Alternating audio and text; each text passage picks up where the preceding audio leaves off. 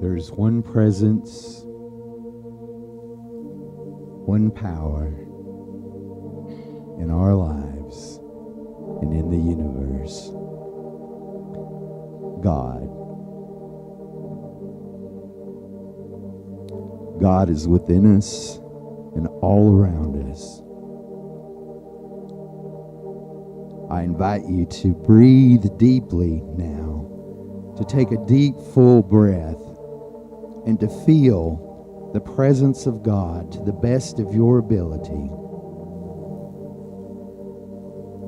We don't have to try or struggle to know God.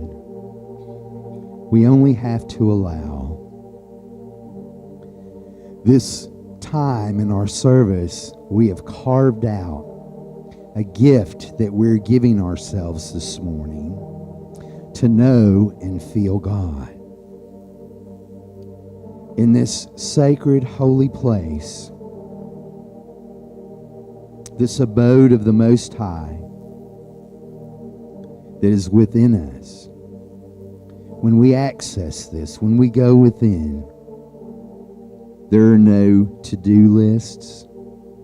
There are no schedules. Nowhere to be, nothing to do, but just be here now in this place. I invite you to breathe into that. I am here now, and I am allowing the Spirit of God to manifest in and through me. I am here now. I am present to this moment. This holy moment where the Spirit of God makes itself known as me. I am here now, and I allow God to reveal itself to me as me in this moment. This holy, loving presence awaits for us, awaits our attention. So we turn within now, and we feel a quickening and a rejoicing. Here you are, my beloved child, in whom I am well pleased.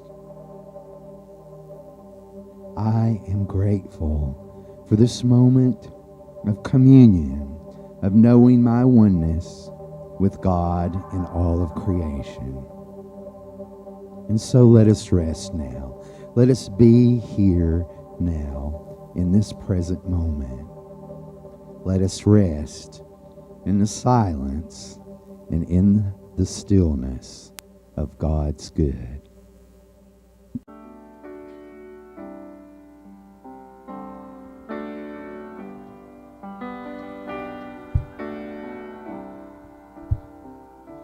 I'm gonna be still and let God love me.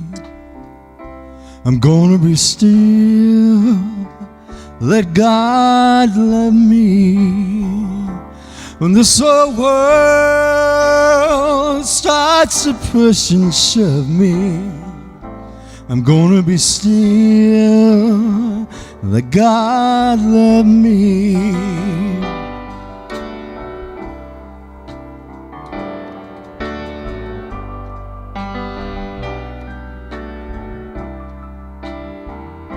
I'm gonna relax and let God take over. I'm gonna relax and let God take over. Take this world right off of my shoulder.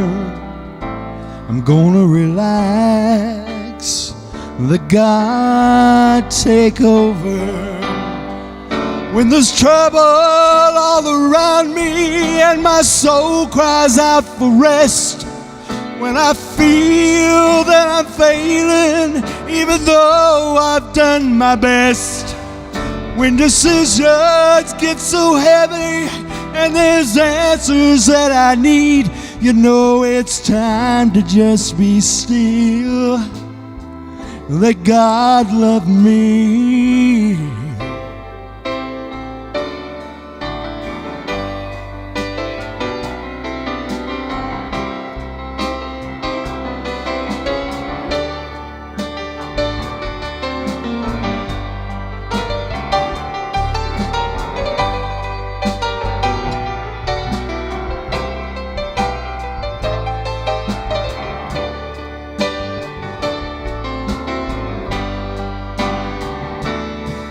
be still and let God love me.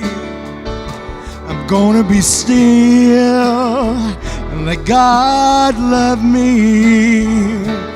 This whole world starts to push and shove me. I'm gonna be still and let God love me. When this whole world starts to push and shove me, I'm gonna be still and let God love me.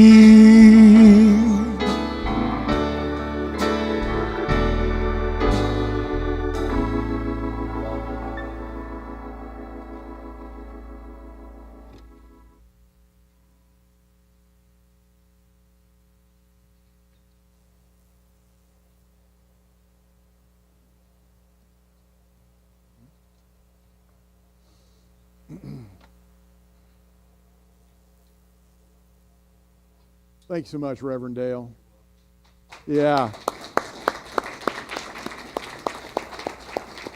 And Dr. Steve also for putting all the music together today. Thank you.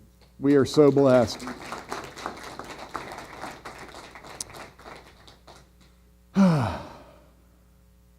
So welcome. If this is your first time here, or your first time in a long time, I'm Reverend Charles Perry, and I'm the senior minister here at Unity of Birmingham. And this is the point in our hour together where I normally stand up and talk at you for a while. But today's a little different. This Sunday, we're going to be doing something that I first was a part of about 9 years ago. At that time, I was attending Christ Church Unity in Orlando, Florida. And Reverend Gene Lynch was our senior minister. And the Sunday before Thanksgiving, he asked me and 3 others of us, who are just members of the congregation, to share stories of gratitude. And so in a few minutes, I'm going to ask some folks to come up and share their gratitude stories. And before I do, I just wanted to share a little bit myself. It was funny that first time that Gene asked me to do that. It marked a real turning point in my life.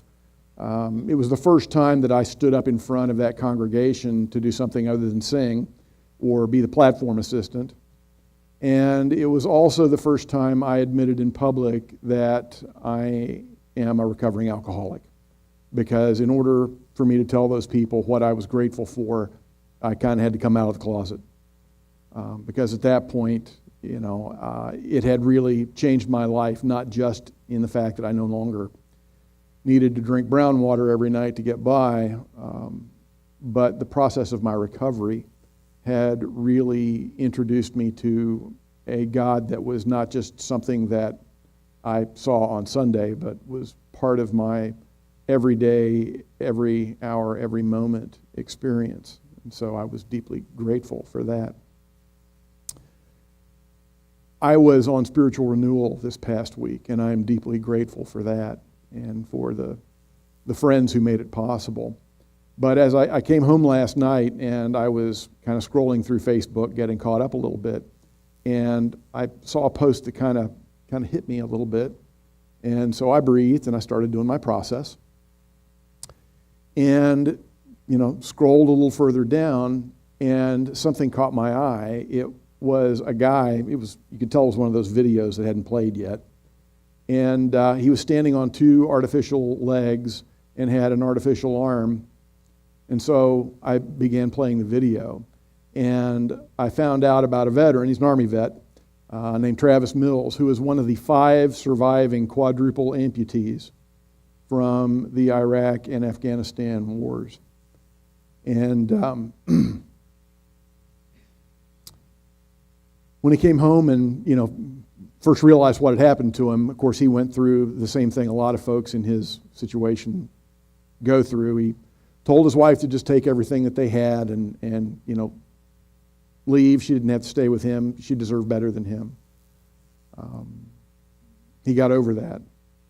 And he decided that he was going to be his wife's husband and his daughter's father. And he completed about 3 years of physical therapy in 13 months' time and said he'd have done it faster, but the paperwork slowed him down. He has since established a 501c3 foundation that he uses to help other wounded and disabled veterans to get their lives back on track. And he also serves as a motivational speaker. And if you'd like to check him out, he's at travismills.org.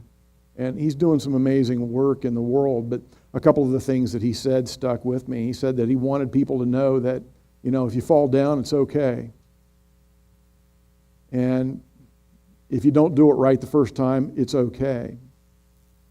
And as someone who this year is feeling somewhat like an emotional amputee, I really appreciated what he had to say. And I think that's one of the most powerful things that we can do for one another is show one another that if you fall down, it's okay. And if you don't get it right the first time, it's okay. But the thing to do is to keep getting back up and to keep helping one another the way Travis is doing. And so I was deeply grateful that in that moment when I needed it, Spirit provided me some inspiration and another reason to remember to count my blessings. So the first person who is going to share with us is someone who's been with us for a couple of years, and we've kind of watched her grow up a little bit, and that's been a blessing. So Gina Somo, come on up and share with us. Welcome. Thank you. Thank you. Hi. Hi. So when I first got asked to do this, I was sitting in my digital photography class, and I was like, oh, okay, I guess I'm doing this. I don't know what to talk about. But my name's Gina, and I'm a senior at Spain Park High School. And if you don't follow up on sports or high school sports, Spain Park's going to state for the first time since its opening. And being a senior on the dance team, being able to watch this unfold is one of the most amazing things ever. And I'm going to be dancing at Bryant Denny Stadium, which is a huge deal. So roll Tide.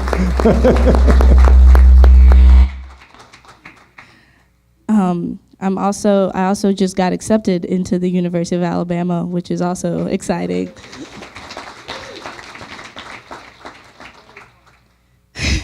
Yes, roll Tide.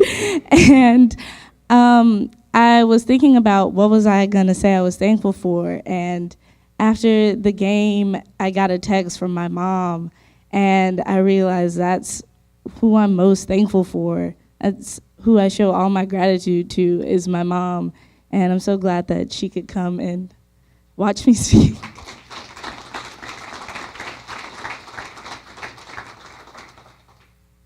And so I realized that I would not be standing here talking to all of you if it wasn't for her. Not because she gave birth to me. It's more because I wouldn't be living in Birmingham and doing the great things that I'm doing if it wasn't for her.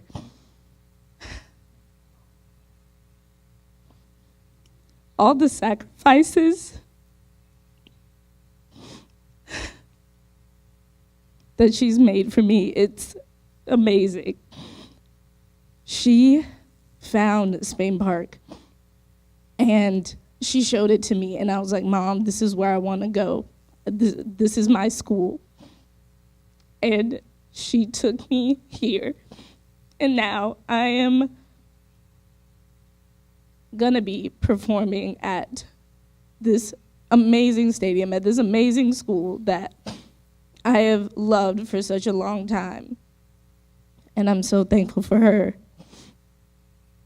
I have accomplished so many things. I feel like if I hadn't come here, I wouldn't have found unity. She found unity. I wouldn't have the amazing friends, and I wouldn't have gone on these amazing retreats if it wasn't for her. And I'm just so grateful for her.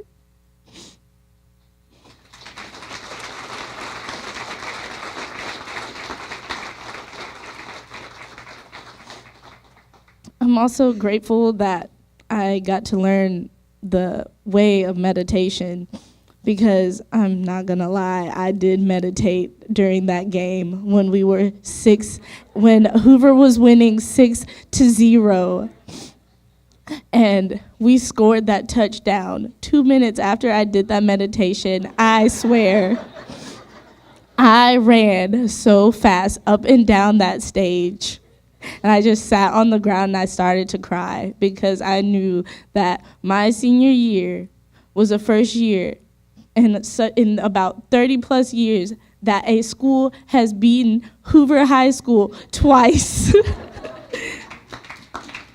That has never happened. I honestly have no words, and I know it's weird to talk about football, but I'm grateful for football. I'm grateful for my football team and my friends who worked so hard this year so that we can make it this far. And I just want to thank Reverend Charles for being like such a great minister. And I know that Reverend Christine isn't here, but I want to thank her too, because she helped me find like my spiritual path. Like, she helped me so much and on such a spiritual level.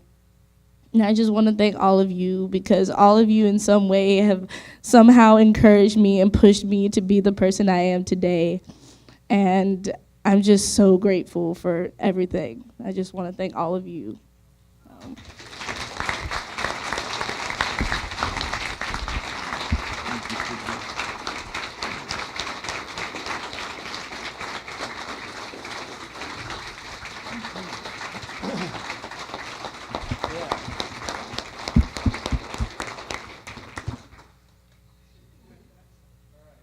As he can get past her, our next speaker is Jeff Knight, who hasn't been with us for too long, but I'm just going to let him do it. Morning. I brought notes. I'm Jeff Knight, probably better known as Lucy, Wiley, and Finley's dad. When Charles first emailed me about wanting to speak about gratitude, I'm actually glad Dale's here, because the first thing that popped in my head was the revival. And the thing that resonated with me and my wife was, I'm so grateful to be here. And he was sincere. I mean, you could feel it. And I'm grateful to be here. Extremely nervous, but grateful. I just wrote down a few notes on the things that I'm grateful for that I've experienced just since I've been here. We started coming here, I think, early July. I'm grateful for the community here and the dynamic. This is the most family atmosphere I've felt in a church my entire life. I grew up with a family split by religion. Half my family are Jehovah's Witnesses. Half of them were just Southern Baptist. So you can imagine that makes for awkward holiday situations, birthdays. My grandmother actually calls me every year and says, "I can't believe you're a year older." I'm like, can't you just say happy birthday? I mean, it's not that big of a deal, guys. And that's another thing. The thing I love here is you guys have been so welcoming to us. Kristen came here for so many years, and I finally said, okay, we'll go. I'll give it a shot. And I'll say it in front of everybody, I was pretty much an idiot. I should have just listened to her and come here years ago. This is a spiritual environment that is not condemning of others, which is so important to me, because I grew up in an environment where it's like, this is the way it is. If you're not like this, you're not right. If you're not like this, you're going to hell. If you're not like this, you're just not gonna fit in. And I never fit in. I never did. You guys have given me a new perspective, a new way of thinking. It's gonna be, I'm working on it. It's gonna be a new way of life for us, new experiences. I am a part of the Crybaby Club, like Charles. So I'm gonna do my best to make it through this. I am grateful for Charles as a mentor, because you are. You are I went through the QFET class about 2 weeks ago with Christine, and one of the questions they ask is, who do you look up to? I'm a big hockey fan, so aside from hockey players, I was like, my dad? But you're on that list because you are somebody I look up to.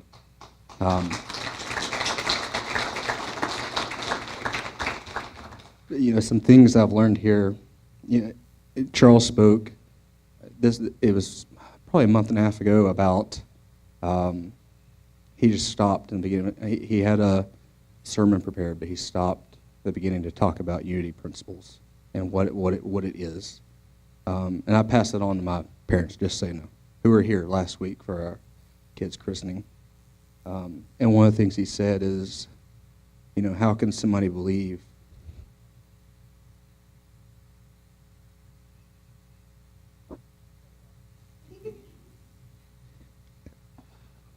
trying my best.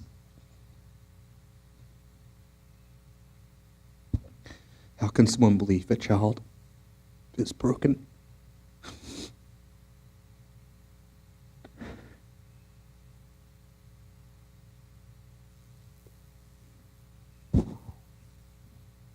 How can they believe this child is born with sin in this world? I mean, have you seen my kids? I mean, yeah, they're aggravating sometimes, but how could you believe that? I mean, and Kristen helped me with that because when we met, I was like, no, people can't be inherently good. They're terrible. They do terrible things to each other. How can they be inherently good? But that's a part of me that's changing. Some of the other stuff is I really like that song, I Am Light. That really kind of resonates with me. It was weird. The first time I heard that, it was the day before the revival, and Kyle sang it. And it sent chills down my spine because what are the chances of me finding that song and then them doing it at the revival?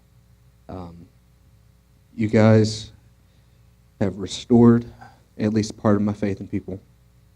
I still deal with some very difficult people every day, just like the rest of you. So it's tough. It's hard to grin and bear it sometimes. So aside from unity, some things I'm grateful for in my life are obviously my children, my wife, who is stuck by me.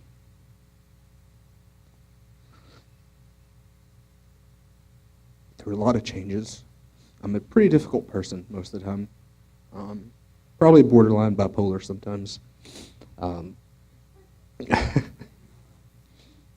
actually grateful for my job, even though it's 90% of the stress in my life, because it allows us to have the family we have. My very supportive extended family.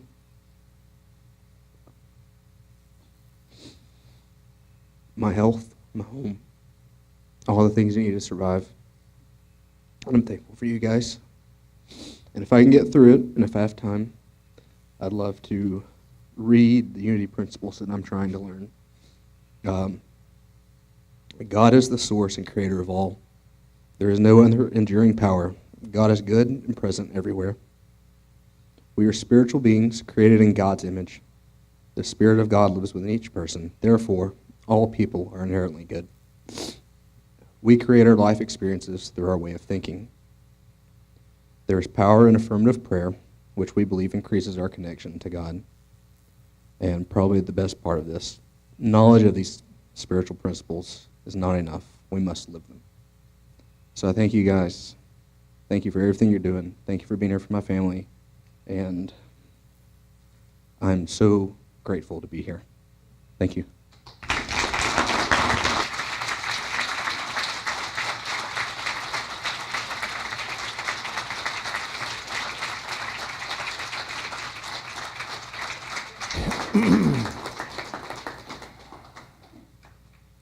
We did remember to pass out all of the Kleenex boxes today, right?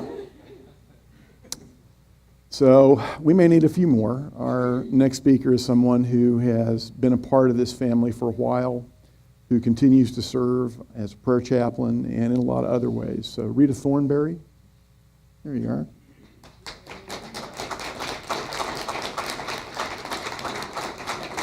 Yeah, come on down. Thank you. Good morning, Unity family. And when Reverend Charles asked me if I would speak today, obviously I said yes, I'm standing here. And the things that went through my mind, I am so grateful for this Unity family. And in a moment, you're going to know why. My BFF, Sharon, and Nancy Setzer, I'm glad you're here, because these two women have been a rock in my life. And for them, I am truly grateful.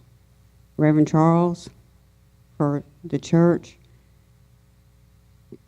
The thing that went through my mind when he first asked me, and I smile because it's a song by Dan Black in 1967, To Sir with Love. Some of you will know. Probably a lot of you won't. But the beginning lyric is, how do you thank someone who has taken you from crayons to perfume? It isn't easy, but I'll try. And I questioned myself, why did you think of that? And then I looked at my journey of my spiritual consciousness. And that is exactly what has happened in my life. The power within me that I call God has been compelling me since I can remember to grow, to expand, to not settle for what I was told I was or who I was, but to push beyond that, to push beyond all limitation. So I've come from a childlike consciousness to where I am today. And for that, there are no words. As in the song she says, it isn't easy, but I'll try. On a more personal note, the reason that I'm standing here today, I want to share with you my gratitude. Bear with me. On December the 12th, 2014, I received a call from my family doctor. And he said, Rita, I don't usually call my patients, but this is something that cannot wait. I had been having some symptoms, and he had run some tests. And he said, you have ovarian cancer. It's stage 4, and it's a very aggressive kind of cancer, and it's spreading. I hung up the phone. I went numb totally. I went into a moment of terror, but I had to go to work. So I went to work, I did my shift, and I went home, and then everything just started falling into place. When I went home that night and I had a moment, I said to myself, and I prayed, Father, I don't know what this is for, I don't know what this is about, but all I ask of you is to use this, that you will use this for your glory. That's all I ask. And wherever this takes me, I know you're with me. So I had extensive surgery on December the 23rd. They took out a lot of my parts, but not enough that I couldn't still be here.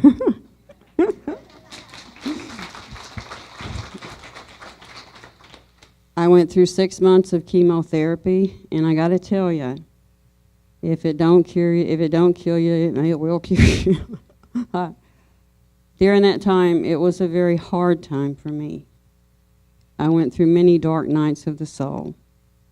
And if it hadn't have been, and thank you for reading the Uni Principles, because if it hadn't been for the level of consciousness that I have been able to grow into, I don't know that I would have made it through that.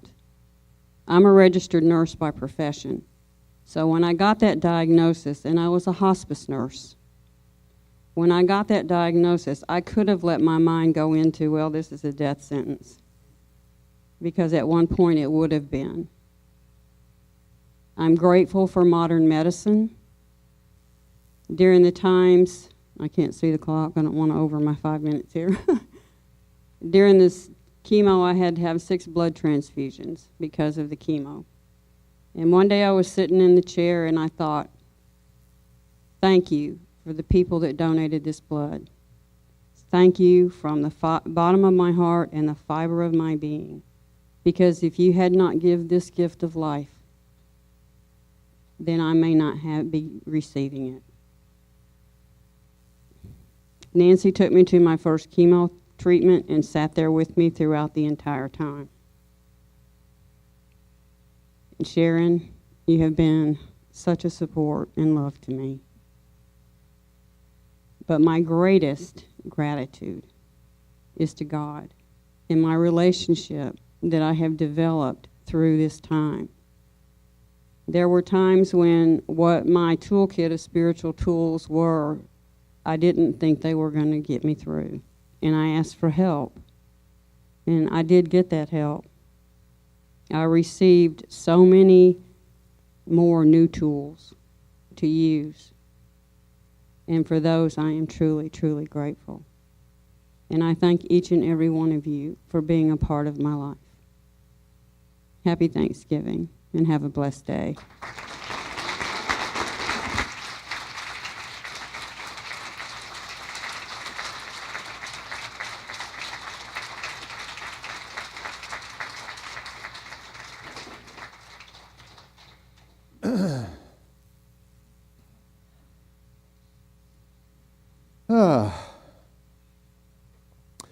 So our last friend that I'm going to have come and share his story of gratitude has been here a lot longer than I have. And I think I'm just going to give him the time that we have left. Mr. Brian Shaw.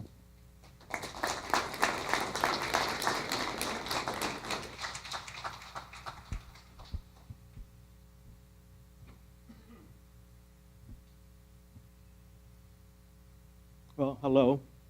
For all of you who don't know me, I'm Brian Shaw.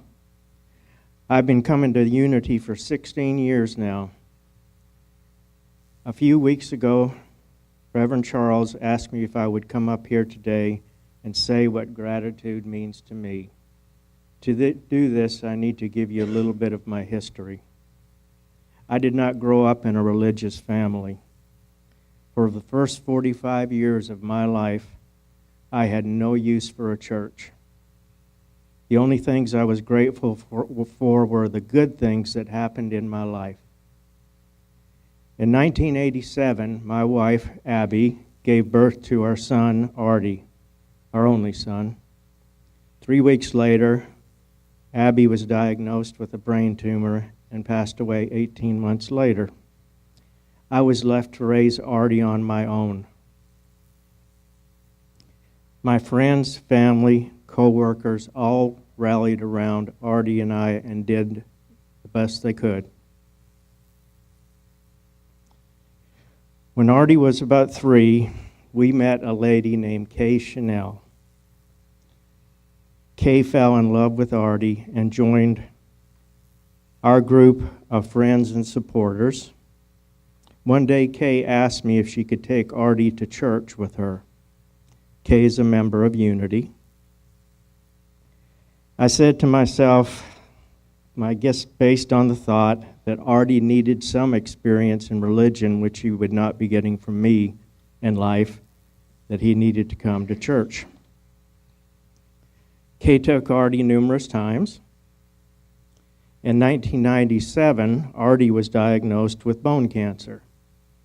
Of course, once again, all of our friends rallied around us and helped us. I was at a store one day, and a lady walked up to me and said, "You're Artie's dad, aren't you?" I had no idea who she was. She was a stranger. Her name was Gigi Talley. She told me that she knew Artie from Unity, and that everybody at Unity wanted to help me in any way they could.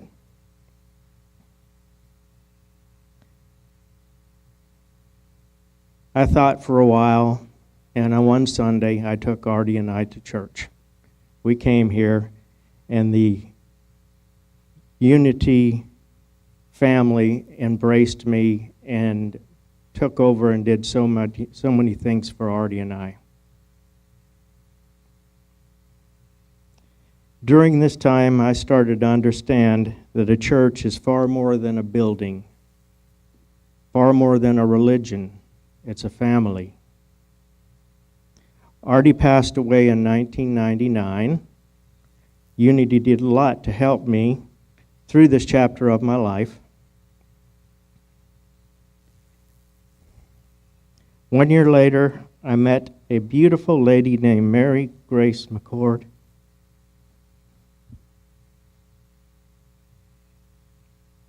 And found out that she had just started coming to Unity.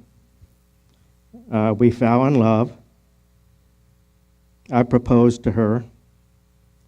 2 months before our wedding was going to happen, Mary was diagnosed with lymphoma. Again, the Unity family was there for us. I wanted to do something for the church, so I spent one summer remodeling the youth center, and they dedicated the area to Artie, and it became known as Artie's Place. Mary loved this church, and there was a beautiful memorial service held for her here. The reason I tell you this long story is that because of this church, I have come to understand gratitude. Gratitude for me is being grateful for everything that happens in my life.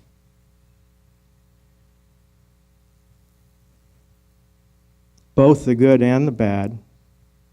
With the help of Unity of Birmingham, I have come to understand everything that has happened in my life is just a lesson my God is giving me. I am so grateful for Unity of Birmingham for helping me to understand these lessons.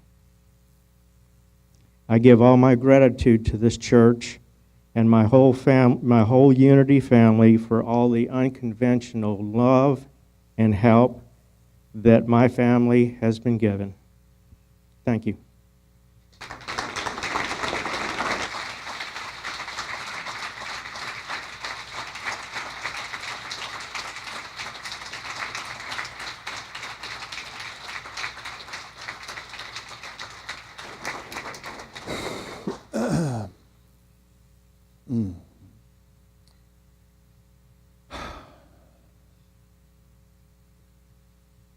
Thank you to everyone who spoke.